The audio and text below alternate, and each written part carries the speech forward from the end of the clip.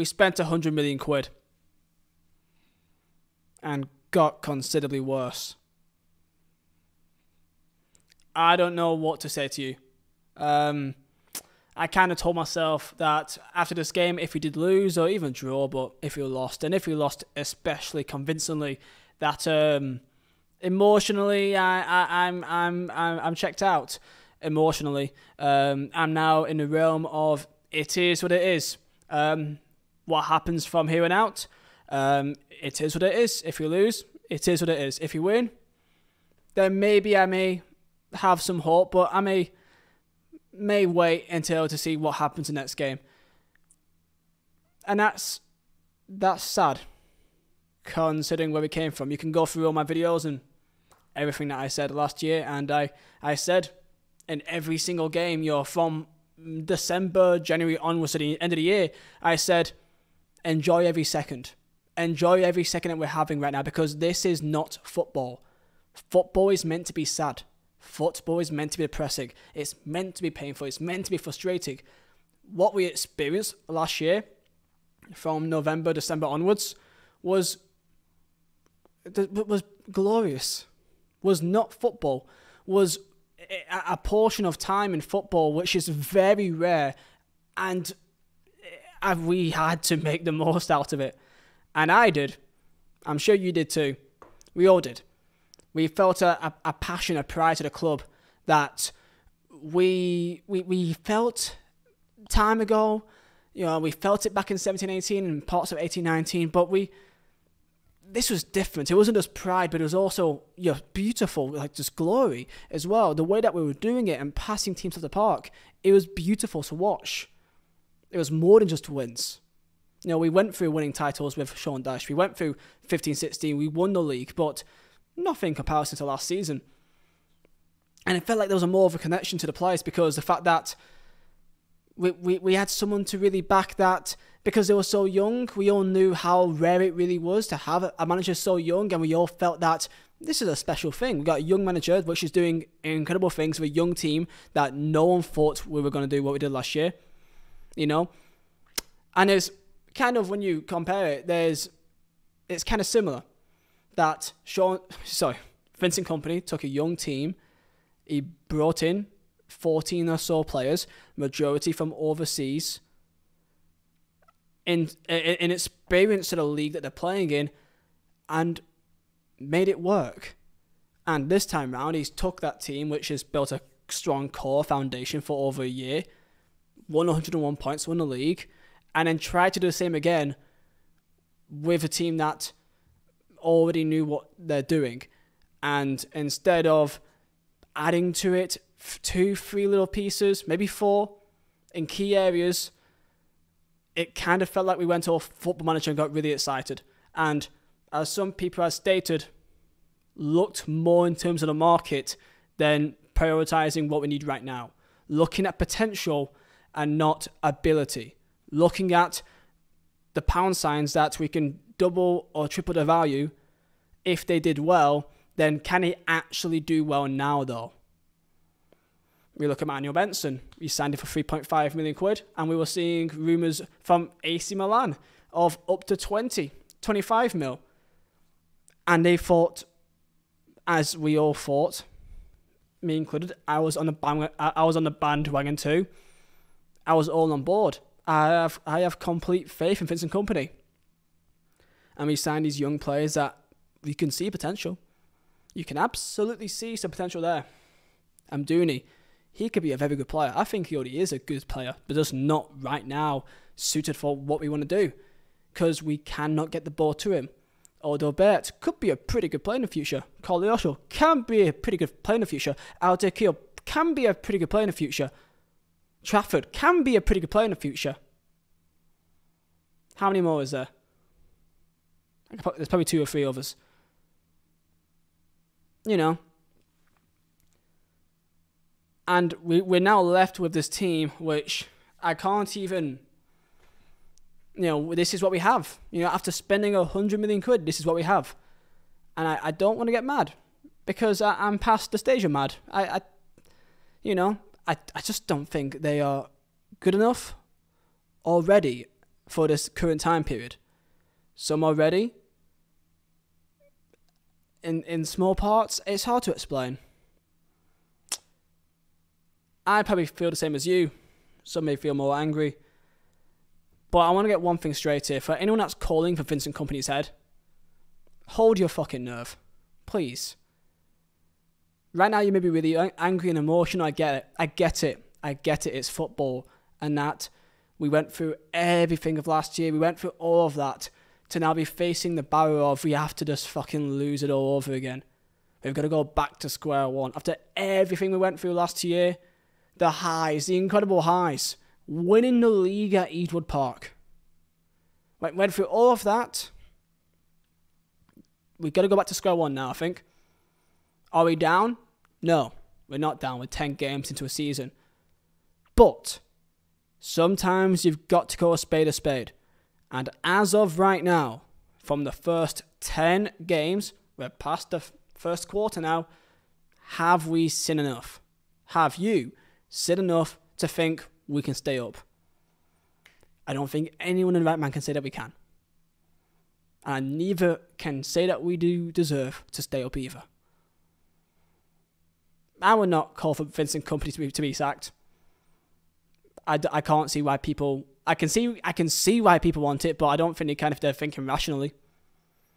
I think it's completely irrational to think that sacking Vincent Kompany will make any bit of difference in any way that is positive.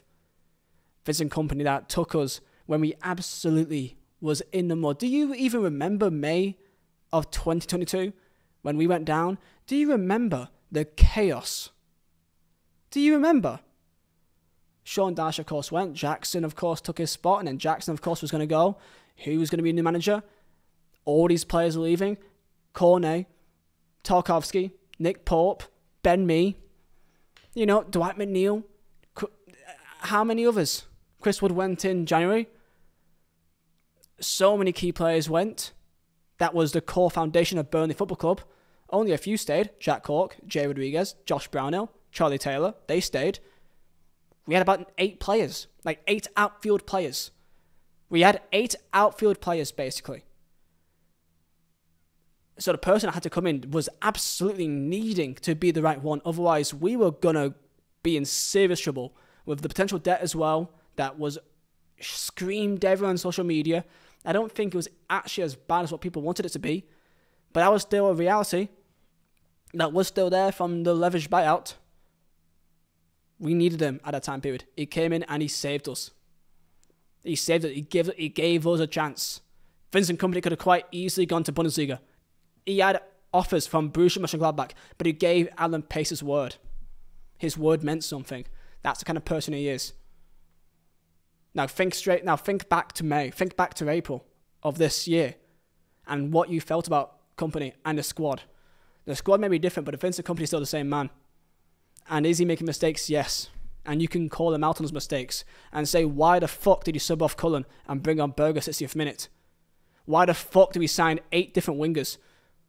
Have 8 different wingers in the club, but have basically no left back options and really no right back options that make sense in the way that we want to play in this level. Centre backs, I mean, we signed O'Shea and that is it. I mean, Bayo and Ekdal are injured, and that's really unfortunate. But the drop-off is just so high. I miss Bayo drastically. But this is what we have to deal with right now. He's made mistakes, absolutely. Are we naive? Absolutely.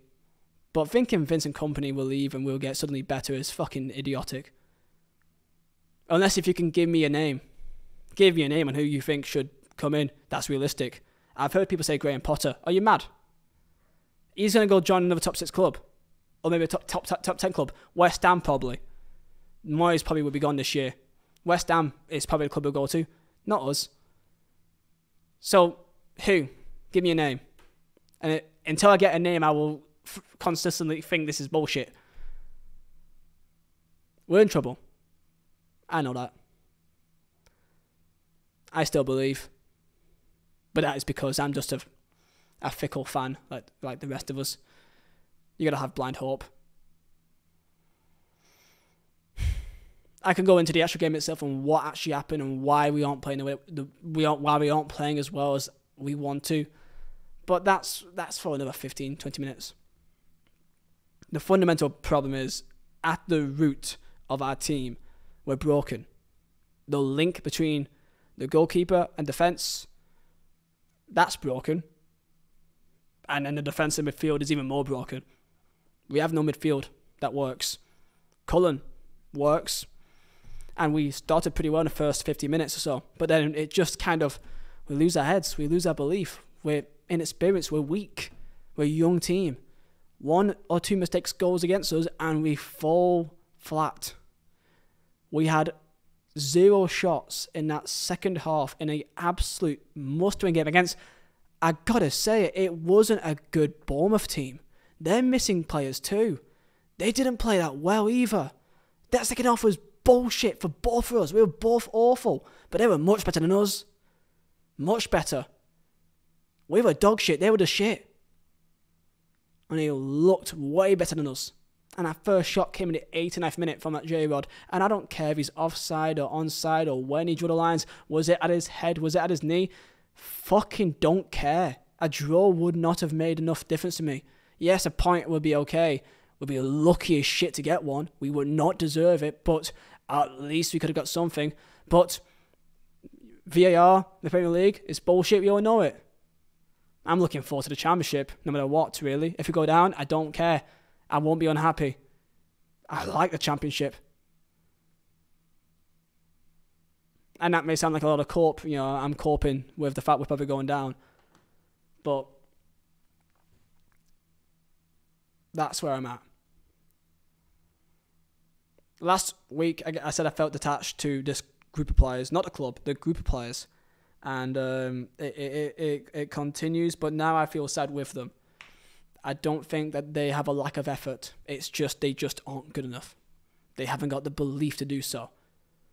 In training, they may have the belief. Company may think that they have the capabilities, but they don't, and he's not going to change his ways. Craig Bellamy said on the overlap, listen to it, he said that, why would we change the way that we want to play? Why would we change our philosophy?